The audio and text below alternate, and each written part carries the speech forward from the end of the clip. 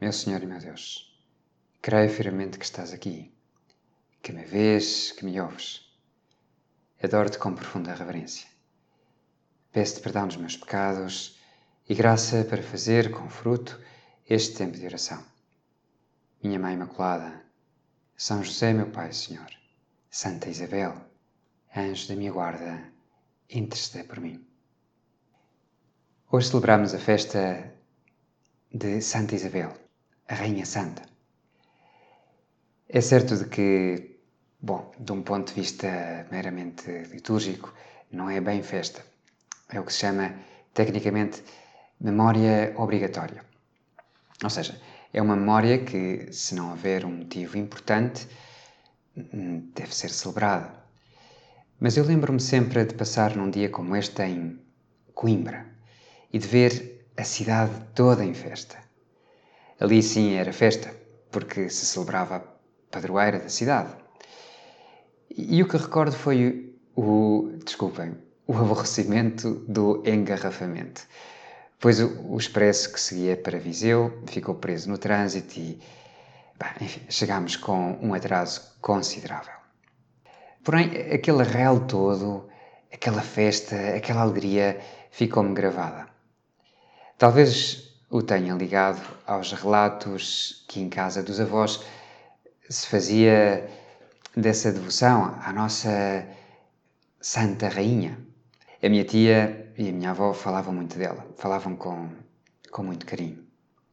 De facto, o povo português sempre lhe teve um carinho muito grande por Santa Isabel, porque a sua Rainha Santa, como nós lhe chamamos, ainda em vida foi uma rainha muito querida, mas depois da sua morte espalhou-se e enraizou-se muito a sua devoção e a fama dos milagres que a Rainha Santa conseguia da parte de Deus fez o povo sentir-se querido, ver nela uma poderosa intercessora. O certo é que, lá em casa, entre a avó, a tia, os tios, sempre se contaram histórias da Rainha Santa. E claro, tendo família em Trancoso e passando muitas temporadas lá, lembro-me de pequeno de ir com a minha tia ou com o meu pai, ver aquela capela que assinala o lugar onde se realizaram a segunda parte dos desposórios entre Isabel de Aragão e o rei Dom Dinis.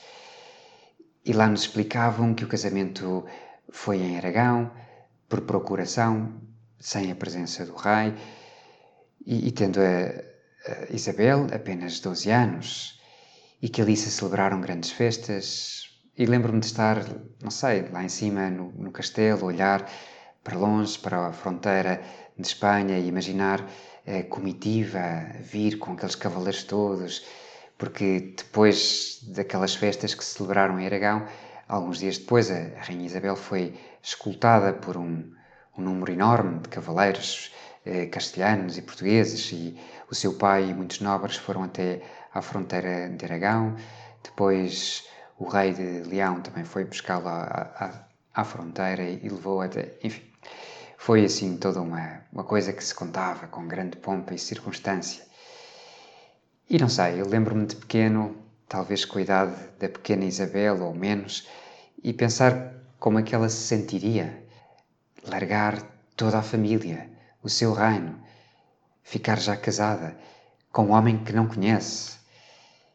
E ao ouvir a forma como se referiam àquela nossa rainha, à sua coragem, à sua entrega e também ao seu amor por nós, por todos os portugueses, não era nada difícil ter-lhe devoção, admirá-la, sabendo mais que ela sempre nos teve um grande amor por nós, o seu povo, o povo que ela recebeu no seu coração. Por isso hoje, senhores, acho que poderíamos falar contigo olhando para esta intercessora que nos deste. É bonito ver que, na nossa indigência, queres que nos apoiemos uns nos outros e que ao olharmos para o céu, para ti, sim, para o teu Pai, pois tenhamos amigos, intercessores, advogados, e gosto da ideia de ter uma rainha como intercessora e recordar a sua caridade para com os pobres, para com os doentes, durante toda a sua vida, o cuidado que tinha com todos os seus familiares, como procurava uni-los. Aliás, essa é a característica que a liturgia de hoje assinala. Vai recordar aquelas palavras de Jesus, quando diz: bem-aventurados os que promovem a paz, porque serão chamados filhos de Deus. E pede-o para nós, tal como foi Santa Isabel. É bonito ler a sua biografia e ver como ela tinha esse dom. Aliás, parecia destinada a isso, pois logo quando nasceu, e talvez por causa do seu nascimento, o seu pai e o seu avô fizeram as pazes. Diz então a coleta da missa de hoje: Senhor nosso Deus, autor da paz e amigo da caridade, que destes a Santa Isabel de Portugal o dom de reconciliar os homens desavindos, concedei-nos, por sua intercessão, a graça de trabalhar ao serviço da paz, para podermos ser chamados filhos de Deus. Sempre me habituei, infelizmente, a ver imagens de guerra na televisão. Mas agora parece diferente. Parece mais próximo. Parece que podíamos ser nós. É no nosso continente, com pessoas culturalmente tão próximas. Enfim, penso que todos nos sentimos um pouco assim. Mas há ainda outro fator, julgo eu. É que não é apenas a televisão, ou as notícias, ou aquilo que vemos nas redes sociais. É que muitos de nós cruzamos-nos com pessoas que têm familiares na Ucrânia, ou que deixaram a Ucrânia. Ainda há dias, ao celebrar a festa de São José Maria, com um grupo de criancinhas da pré-escolar, fiz uma pequena cerimónia para aqueles meninos, de 3 a 5 anos. Entre essas crianças, havia um grupo de cerca de 20 ucranianos. Todos os meninos ofereceram desenhos a Jesus. Os portugueses desenharam as suas brincadeiras, as suas aulas, atividades em família, coisas que faziam, brincadeiras lá fora, enfim. Tudo momentos onde se lembravam de estar com Jesus. Momentos que eles podiam converter em oração, que podiam santificar, como nos ensinou esse santo. Porém, aqueles meninos ucranianos desenharam as casas que eles deixaram para trás. Talvez para que São José Maria as protegesse, ou talvez para que lhes permitisse voltarem para lá. Bem-aventurados os que promovem a paz, serão chamados filhos de Deus. Senhor, fazei que sejamos essas pessoas. Olhando para a Rainha Santa e para a sua história, vemos-la verdadeiramente empenhada em construir a paz. É graças a elas que se vai fazer a paz com Castela e também dentro de Portugal. São grandes os seus esforços para que o filho, Dom Afonso, e o rei Dom Dinis façam as pazes. Esteve mesmo desterrada em Alenquer por causa disso, por ter intercedido por Dom Afonso e lhe ter salvo a vida.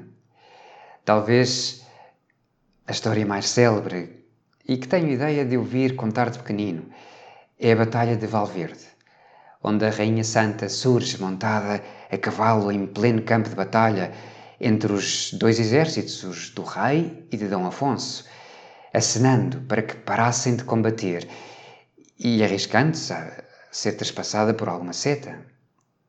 Para conseguir essa paz, ela vai amar muito, tanto o filho como o marido, como todas as pessoas, castelhanos e portugueses, todos. O marido era-lhe infiel e ela sabia-o e sofria muito com isso, mas perdoou-o e ajudou-o a morrer em paz e na graça de Deus. Jesus, que eu saiba também amar assim.